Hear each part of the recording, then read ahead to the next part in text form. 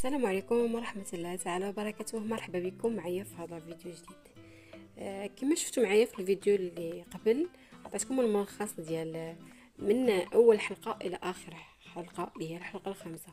بالنسبة للحلقة السادسة عثمان غادي يبان من بعد انه ما ماتش بعداك، وخالته كتقلب عليه هي وحسن، صافي كلفت حسن باش يلقاه ليها ضروري. من بعد ما بان عثمان كيبقى يهدد خالته بالوثائق اللي لقى عليها. كتزور كدير السم في الدواء اللي كيديروا في الواد اللي كيشربوا من البهايم ديال الدوار، واللي دايرين في الوزين كذلك كيطلقوا الميكروبات على الناس باش يموتوا لهم الاغنام ديالهم. وكذلك بالنسبه هادشي اللي كيغرسوه هما ديال الورد والجنان ولا كلشي اللي في الدوار ديالهم كلهم الناس كيعانيو، ما عرفوش داكشي منين جاهم، كيقولوا داكشي من عند الله، ولكن لا، هي اللي كدير لهم داكشي كامل. بالنسبه للحلقه السادسه غادي نشوفوا معايا من بعد ما توفات الجده ديال ياسمين، الام ديالها غادا تمشي تبحث عليها في كازا، غتقلب على بنتها، غتمشي عند هذيك السيده اللي كتجي العائله ديال الام ديال الزوج ديالها، غتسولها على بنتها، غتقولها راه كانت عندي هنا ولكن من بعد ما تفاهمتش مع بناتي وخرجت ما عرفناهاش دابا فين مشات.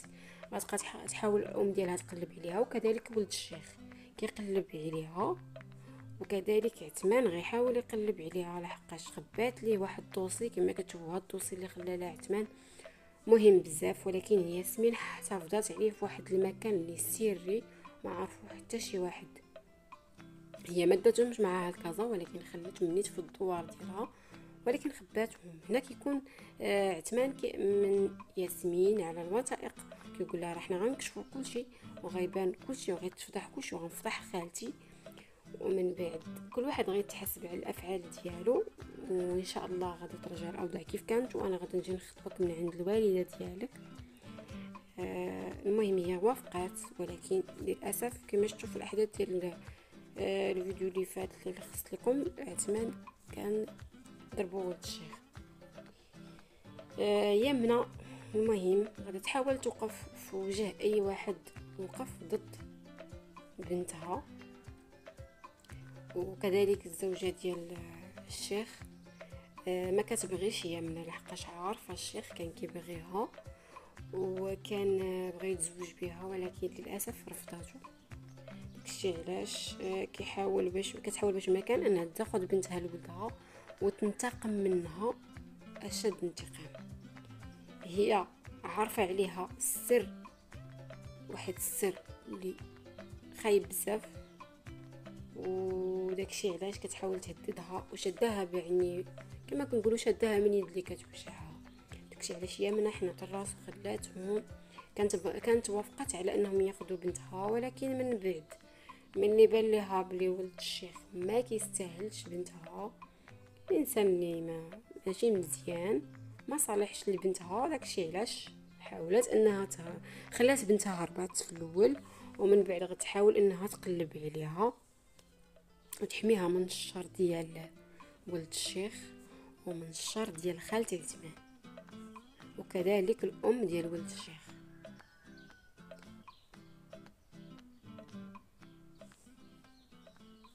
من بعد ما ياسمين هربات لكازا صافي استقرات مع هذيك السيده اللي خدمتها في المحل ديال العطور، بدات كتخدم على راسها وهي ظنت بلي عثمان صافي مات.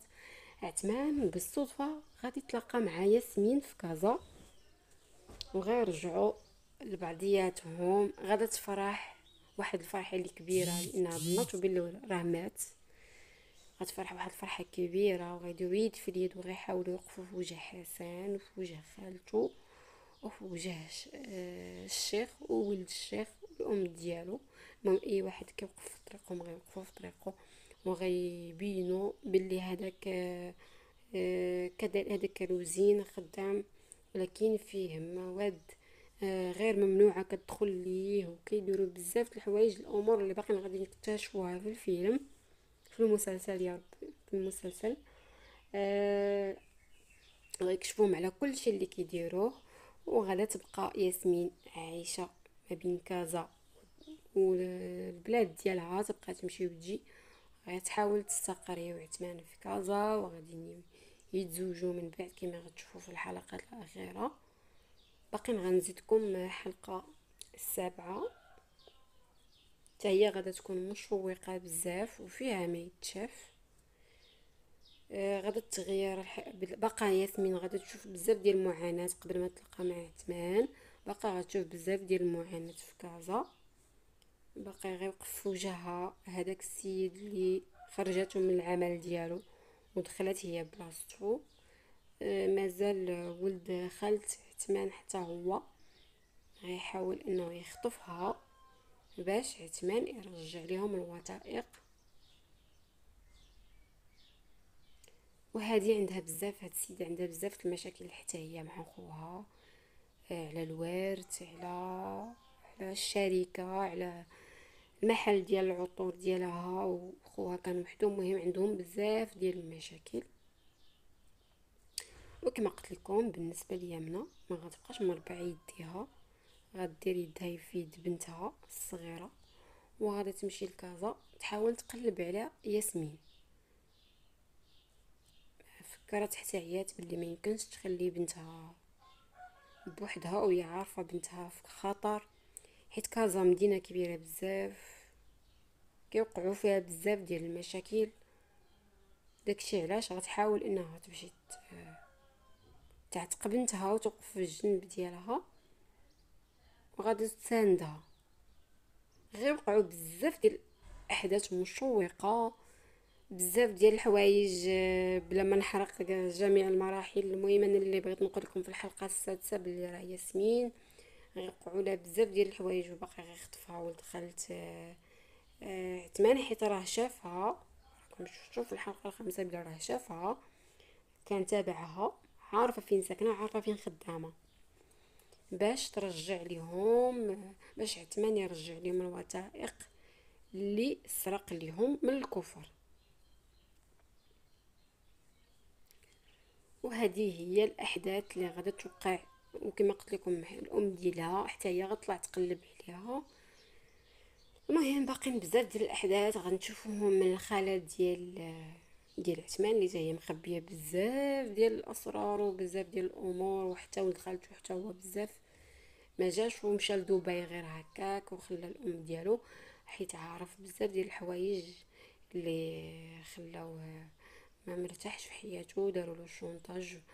وحتى الام ديالو حتى هي ماشي هي ديك مامتي، هي مخبيه بزاف الاسرار. باقيين غتشوفوهم ان شاء الله مع الفيديو الجاي. المهم اللي ما اشترك في القناه ديالي نقول لك اشترك، فعل الجرس، خلي لي تعليق وقول لي كيف جاك الفيديو. المهم نخليكم الفيديو الجاي ان شاء الله. الا تفاعلتوا مع الفيديوهات ديالي الملخصات ديال الحلقات بقى غنجيب لكم الجديد ان شاء الله. وشكرا لكم على المشاهده، ونخليكم ان شاء الله الى الفيديو الجاي مع مسلسل طريق الورد. شكرا لكم، الى اللقاء.